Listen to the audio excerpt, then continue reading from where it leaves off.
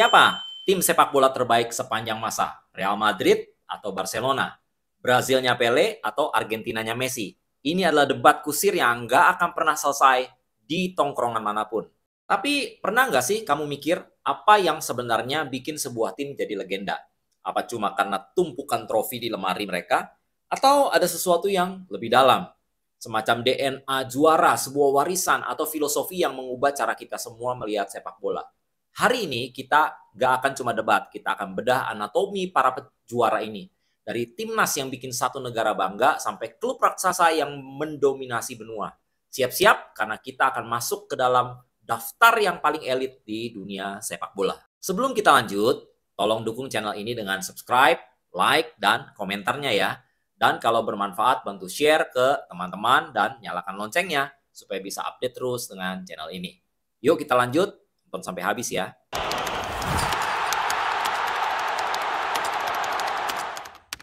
Oke, kita mulai dari level tertinggi, puncak dari kebanggaan semua negara, panggung internasional. Di sini gelar juara bisa bikin sebuah tim jadi abadi. Puncak dunianya itu adalah dominasi di Piala Dunia FIFA. Piala Dunia FIFA digelar sejak 1930 adalah trofi yang paling sakral di sepak bola. Saking susahnya, dalam 22 edisi cuma ada 8 negara yang pernah jadi juara. Dan ada satu pola yang menarik banget. Semua juara Piala Dunia cuma datang dari dua benua, Eropa dan Amerika Selatan. Belum ada satupun dari Afrika, Asia, atau Amerika Utara yang bisa dobrak duopoli ini. Kenapa? Di sanalah liga-liga paling kompetitif berada, yang jadi pabrik talenta kelas dunia. Kunci juara dunia itu seringkali karena lahirnya generasi emas. Kayak di Italia tahun 30-an, Brazil di era 58 sampai 70, atau Spanyol di 2008 sampai 2012. Tapi setelah generasi itu habis, mereka biasanya langsung anjlok. Kayak Italia yang bahkan gagal lolos ke Piala Dunia 2018 dan 2022. Ini bukti betapa susahnya menjaga konsistensi. Nah, dari 8 juara itu ada 4 raksasa yang levelnya berbeda. Berikut adalah profil singkat dari para raksasa dunia itu. Yang pertama adalah Brazil. Kalau ngomongin Piala Dunia, nama Brazil pasti muncul pertama. Mereka adalah negara tersukses dengan rekor 5 gelar juara. Dijuluki La Seleção. Brazil adalah satu-satunya timnas yang nggak pernah absen dari Piala Dunia sejak edisi pertama tahun 1930. Mereka juga pemegang rekor main terbanyak, menang terbanyak, dan gol terbanyak di turnamen. Era emas mereka adalah antara 1958 sampai 1970. Disinilah identitas Brazil sebagai rumahnya sepak bola indah alias football arts terbentuk. Setelah trauma kalah di final 1950, muncul bocah ajaib 17 tahun bernama Pele di Piala Dunia 1958 yang langsung bawa Brazil juara dunia. Tapi puncaknya adalah tim 1970 yang disebut sebagai tim terbaik sepanjang masa. Isinya legenda semua, ada Pele, ada Jairzinho, ada Rivelino, ada Carlos Alberto. Yang kedua, Jerman. Nah, Jerman ini termasuk Jerman Barat adalah sinonim dari konsistensi. Mereka punya 4 gelar Piala Dunia, tapi yang lebih gila, mereka rekor 8 kali masuk final dan 13 kali finish di 4 besar. Ciri khas Jerman itu mentalnya sekeras baja, disiplin, taktis, dan kemauan menang yang luar biasa. Mereka itu tim turnamen. Makin lama turnamennya berjalan, mereka makin kuat. Momen paling ikonik yang nunjukin efisiensi brutal mereka itu adalah waktu mereka membantai tuan rumah Brazil 7-1 di semifinal Piala Dunia 2014.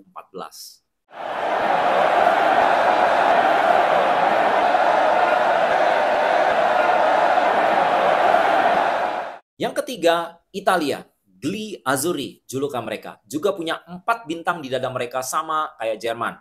Mereka bahkan jadi negara pertama yang juara dunia 2 kali beruntun tahun 1934 dan 1938. Identitas sepak bola Italia itu adalah kecerdasan taktik dan pertahanan super solid. Filosofi Catenaccio atau Grendel Pintu yang fokus ke pertahanan terorganisir dan serangan balik cepat adalah DNA mereka. Tapi Italia ini tim yang penuh paradoks. Di satu sisi mereka raksasa, di sisi lain juga mereka bisa gagal total kayak waktu nggak lolos Piala Dunia 2018 dan 2022. Dan yang keempat ada Argentina, La Albiceleste. Punya 3 gelar Piala Dunia yang terakhir mereka raih di tahun 2022 lewat final paling dramatis sepanjang sejarah melawan Prancis. Kemenangan Argentina di Piala Dunia itu selalu identik dengan 2 nama dewa sepak bola. Tahun 1986 dunia tunduk di bawah kejeniusan tunggal seorang Diego Maradona. 36 tahun kemudian giliran Lionel Messi yang melengkapi warisannya dengan membawa Argentina juara di Qatar. Di level benua, mereka juga raja pemegang rekor gelar Copa America terbanyak dengan 16 piala.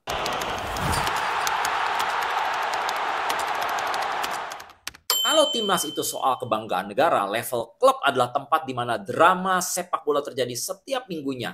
Disinilah taktik-taktik baru lahir. Rivalitas panas membara dan talenta terbaik dunia beradu skill. Berikut adalah arena para raja, Liga Champions, UEFA. Piala paling prestisius di level klub, tak lain dan tak bukan adalah UEFA Champions. Sejarah turnamen ini adalah sejarah tentang dinasti. Klub Spanyol paling banyak juara, tapi ada satu klub yang kastanya beda sendiri nih. Real Madrid. Mereka punya 15 gelar, lebih dari 2 kali lipat pesaing terdekatnya AC Milan, 7 gelar. Statistik yang gila dan menunjukin dominasi abadi mereka. Sekarang mari kita bedah 5 super klub yang nggak cuma numpuk trofi tapi juga ngebangun identitas dan filosofi yang melegenda. Berikut adalah potret para dinasti klub. Yang pertama, Real Madrid. Lemari trofi Real Madrid mungkin yang paling bikin silau di dunia. Mereka pemegang rekor 36 gelar La Liga dan 15 gelar Liga Champions yang luar biasa. Era paling ikonik mereka adalah era Galacticos atau para bintang super. Sebuah kebijakan dari Presiden Florentino Perez buat beli setidaknya satu pemain paling mahal dan terkenal di dunia setiap musim panas. Era Galacticos pertama kali mendatangkan Figo, Zidane, Ronaldo, dan Beckham. Era kedua yang jauh lebih sukses dibangun di sekitar rekor transfer Cristiano Ronaldo di tahun 2009, yang kemudian bersama Bale dan Benzema berhasil meraih three-peat Liga Champions tahun 2016, 2017, dan 2018. Model mereka jelas, sukses itu bisa dibeli dengan kekuatan finansial. Rivalitas mereka El Clasico lawan Barcelona lebih dari sekedar sepak bola. Ini adalah bentrokan budaya, politik, dan sejarah antar ibu kota Spanyol dan identitas Katalan. Yang kedua, Barcelona. Kalau Madrid itu soal membeli bintang, Barcelona adalah soal menciptakan filosofi. Mereka punya 28 La Liga, rekor 32 Copa del Rey, dan 5 Liga Champions. Mereka adalah satu-satunya klub Eropa yang pernah meraih treble, juara Liga, Piala Domestik, dan Liga Champions. Sebanyak 2 kali di musim 2009 dan 2015. Era paling definitif mereka adalah revolusi tiki-taka di bawah Pep Guardiola tahun 2008 sampai 2012. Gaya main umpan-umpan pendek cepat dan penguasaan bola total ini adalah puncak dari identitas klub yang ditanamkan oleh Johan Cruyff dan diasah di akademi legendaris mereka La Masia. Tim ini dibangun oleh lulusan La Masia seperti Xavi, Iniesta, Busquets, dan tentu saja Lionel Messi. Dalam 4 tahun mereka menang 14 trofi termasuk sextuple atau 6 trofi dalam 1 tahun kalender di 2009. Ini adalah bukti bahwa sukses juga bisa lahir dari filosofi yang ditanamkan dari akar rumput. Yang ketiga, Bayern Munich. Pindah ke Jerman, ada Titan yang tak terbantahkan, Bayern Munich. Dominasi domestik mereka itu absurd. 34 gelar Bundesliga, termasuk 11 gelar beruntun dari 2013 sampai 2023, plus 20 piala DFB Pokal, dan di Eropa mereka punya 6 gelar Liga Champions. Era kemasan mereka dimulai pertengahan 60-an, dibangun di atas poros emas 3 pemain legendaris, kiper Sepp Maier, bek elegan Franz Beckenbauer, dan striker ganas Gerd Müller. Trio inilah yang membawa Bayern juara European Cup yang sekarang disebut Liga Champions 3 kali berturut-turut dari tahun 1974 sampai 1976. Rivalitas modern paling panas mereka adalah Der Klassiker melawan Borussia Dortmund yang puncaknya terjadi di final Liga Champions tahun 2013. Yang keempat, AC Milan di Italia. AC Milan adalah rajanya kompetisi internasional. Mereka punya 7 gelar Liga Champions, terbanyak kedua setelah Real Madrid. Era paling revolusioner mereka adalah di era Immortals, di bawah pelatihan Arrigo Sacchi. Sacchi yang dahulunya cuma seorang penjual sepatu dan belum pernah jadi pemain pro, melakukan hal radikal. Dia membongkar total taktik Catenaccio yang defensif dan menggantinya dengan formasi 4-4-2 yang high pressing dan zonal marking. Dengan trio Belanda jenius, Gullit, Van Basten, dan Rijkaard, serta bek legendaris Maldini dan Baresi. Mereka mendominasi Eropa dan juara 2 kali beruntun. Rivalitas mereka, Derby della Madonia melawan Inter Milan, adalah salah satu derby yang paling panas di dunia. Uniknya, Inter Milan lahir dari perpecahan di dalam AC Milan tahun 1908 karena ada kubu yang ingin merekrut pemain asing. Dan mereka berbagi stadion yang sama, San Siro. Yang kelima, Liverpool. Terakhir kita ke Inggris. Liverpool adalah salah satu klub tersukses di sana. Mereka punya 20 gelar Liga dan rekor 6 gelar Liga Champions untuk klub Inggris. Kisah kebangkitan mereka adalah sebuah legenda. Saat Bill Shankly datang tahun 1959, Liverpool cuma klub mediocre di Divisi 2. Shankly mengubah segalanya. Dia merevolusi metode latihan, bahkan menyulap gudang Anfield menjadi boot room legendaris, tempat para pelatih meracik strategi. Dia membangun ikatan kuat antara klub dan fans kelas pekerjanya, dan meletakkan fondasi untuk dominasi Liverpool di Inggris dan Eropa selama puluhan tahun ke depan. Rivalitas mereka, Merseyside Derby, melawan Everton punya cerita asal-usul yang paling unik. Dulu Everton adalah tim yang main di Anfield, tapi tahun 1892 mereka ribut soal uang sewa dan pemilik tanah. John Holding dan akhirnya pindah ke Goodison Park, ditinggal dengan stadion kosong. Holding akhirnya mendirikan klubnya sendiri untuk main di sana, Liverpool. Jadi Liverpool lahir dari sebuah perselisihan dengan tetangganya sendiri.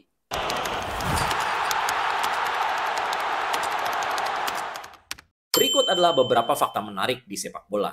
Di Piala Dunia 1938, striker Brazil Leonidas da Silva sepatunya copot di tengah lapangan yang becek. Tanpa pikir panjang, dia langsung nendang bola pakai kaki telanjangnya dan gol. Golnya bahkan disahkan. Top scorer sepanjang masa Piala Dunia pria itu adalah bukan Ronaldo dari Brasil, tapi Miroslav Klose dari Jerman. Dia nyetak 16 gol dari 4 edisi Piala Dunia.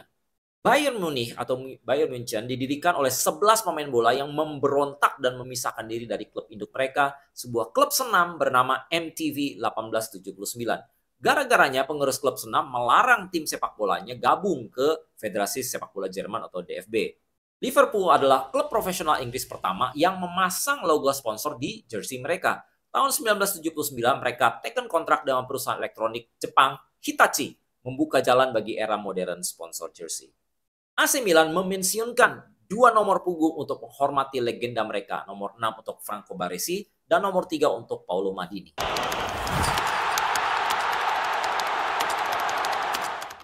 Jadi apa sebenarnya DNA sang juara itu? Dari semua cerita tadi kita bisa lihat ini bukan cuma soal satu faktor. Ini adalah gabungan dari lahirnya generasi emas yang dipimpin seorang jenius seperti Pele atau Messi. Di level klub ini soal hubungan simbiosis antara pemain kelas dunia dan filosofi taktik yang revolusioner seperti Sacchi di Milan atau Guardiola di Barcelona. Ada banyak jalan menuju puncak. Bisa lewat kekuatan finansial besar seperti model Galacticosnya Real Madrid, atau lewat filosofi yang ditanam dari akar rumput seperti La Masia-nya Barcelona. Dan sekarang ada medan pertempuran baru, science, analisis data, nutrisi, dan metode latihan canggih jadi kunci buat jadi juara modern. Tapi pertanyaannya kembali ke kalian, menurut kamu siapa timnas dan klub terhebat sepanjang masa? Era mana yang paling bikin kamu merinding waktu nontonnya? Dan siapa yang bakal jadi juara di era selanjutnya?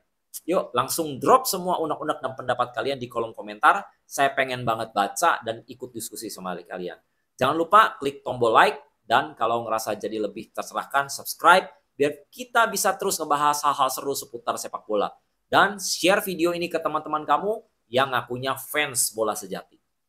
Terima kasih ya udah setia mendengarkan episode ini. Jadi tambah tahu dong. Sampai jumpa di episode selanjutnya.